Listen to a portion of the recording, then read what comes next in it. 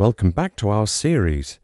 Today we are hitting a crucial milestone. Video editing tip number 28. Start every single scene with high energy. Today we are hitting a crucial milestone. Video editing tip number 28. Start every single scene with high energy.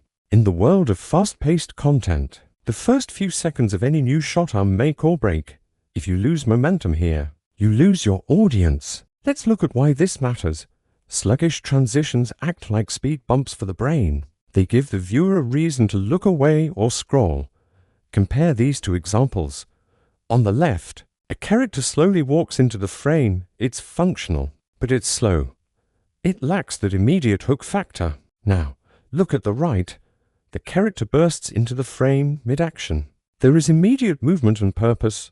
It grabs the eye and demands attention instantly. Physical movement is just one way to inject energy.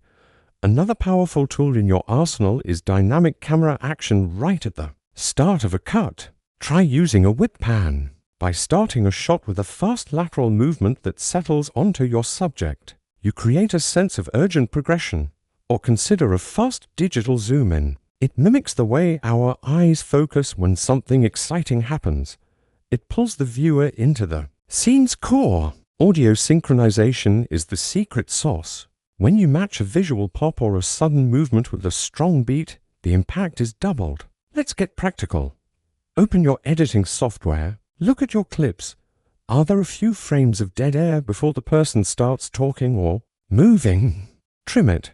Cut exactly where the action begins. This tight editing keeps the rhythm tight and prevents the viewer's mind from wandering off. Viewer retention data doesn't lie. Statistics show that engagement drops significantly during long, static transitions.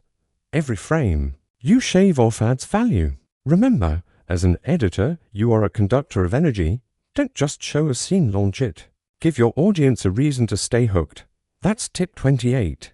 Apply this to your next project and watch the difference. Don't forget to like and follow for more editing secrets. Join us in the next video for tip 29, where we'll explore the use close-ups for emotion. See you then.